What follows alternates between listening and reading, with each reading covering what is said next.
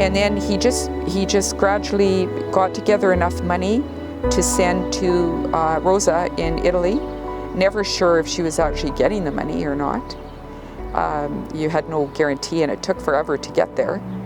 But somehow she received it, and then she set sail in 1884. So with Rosa Casorso, and receiving a letter from Giovanni, she's in Italy, he's in the Okanagan Mission, and saying, here are your tickets, this is the boat you need to take. So Charlie was born in 1882, so he would have been 2, the children would have been 2, 4, and 6 at that time, and she would have set sail, they said, on like a windjammer.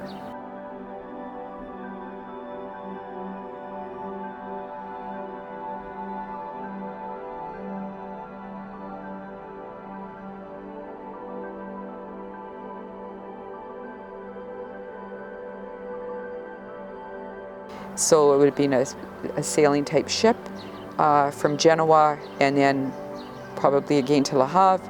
Now they would have probably had to dock in New York and along the way on the Atlantic, but she came all the way around the south of South America, and up. It took about 2 months, all right, to get to San Francisco. I think she probably would have been given a little better than thrown in the bowels of the ship. Hopefully she would have had separate accommodation, or accommodation perhaps shared with other women. Certainly I would be very surprised if she was anywhere close to any other men. These were Victorian times. She would have been on her own with her children, but still it would have been a miserable trip. It would have been a long journey, lots of time spent under the deck because of the weather or whatever. Again, I'm sure she must have been hugely relieved when she thought, I'm finally here.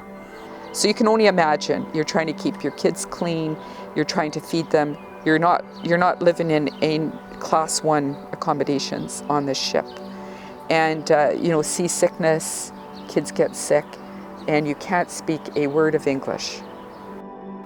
So all she would have had is a letter saying Okanagan, well, probably her husband's name, Giovanni Casorso, Okanagan Mission, British Columbia, and that was it.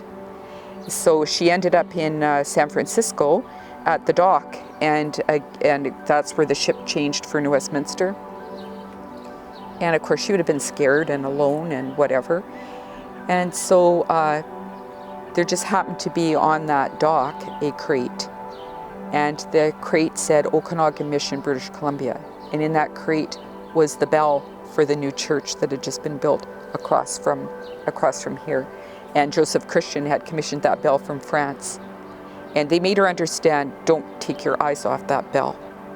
So she did not, So she, of course, got back on the ship with the children and made their way to New Westminster. And they land there, and the bell is taken off the dock, and she's not moving.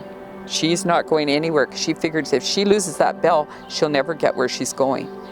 So it was... well, it says it was Joe Greaves, but a friend of my great-grandfather's, and then probably this priest who could speak Italian that spoke to her and made her understand that they knew where she was going, they knew her husband, and they knew the mission, and they would get her there. New Westminster, you would take another boat up to Yale, which was the head of the navigation. Yale, you would have picked up the stage and gone up the Caribou Road, which was pretty scary. I mean, a place that was just basically hanging from the walls of the Fraser Canyon. Marvelous feat of engineering. Again, a real challenging trip. I mean, particularly along that river, with those stage drivers, maybe Stephen Tingley or one of those famous ones. And I mean, the stories are that the wheels of the coach would almost be hanging over the edge. These guys knew what they were doing, but pity their poor passengers. Now, as a woman, if she was on that coach, she may well have been given the traditional seat of honor, which was up next to the driver, which would have been more terrifying as far as I'm concerned, because she would have been at the top looking over the edge as opposed to inside this carriage. I think those women, they must have been going, oh my gosh, what am I doing? Am I there yet? In this cabinet here is some of the original artifacts from great-grandma Rosa. Her tea set that was handmade in Italy that she had when she was married. So that would have been from the 1870s, and somehow they got it here without it being broken. We have her original trunk that she came with when she came with the 3 small children by herself from Italy, and it would have been in there. It says April 15, 1879 or 8. So that goes back to that time. So you can still smell the mothballs. mothballs. I try everything you guys can imagine for months until I just painted, and I wanted to preserve these. And then she ended up being the cook at the mission for $7.50 a month, $7.50 a month, plus looking after her little kids. And of course, no washing machines or anything, you know, scrub board, and lots of dirt.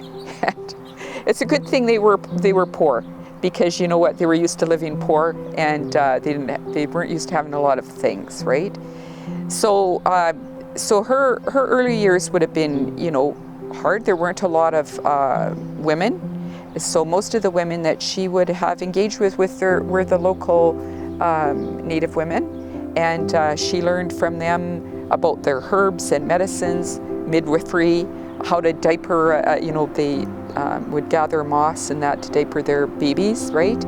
And so she probably didn't have a lot of cloth and so on, so she probably used a lot of the same things that they did. And of course, they were always fishing on Mission Creek, so they were in close proximity, so they saw each other all the time, right? I'm totally impressed with the integration that Mr. and Mrs. Casorso had with the First Nations peoples here.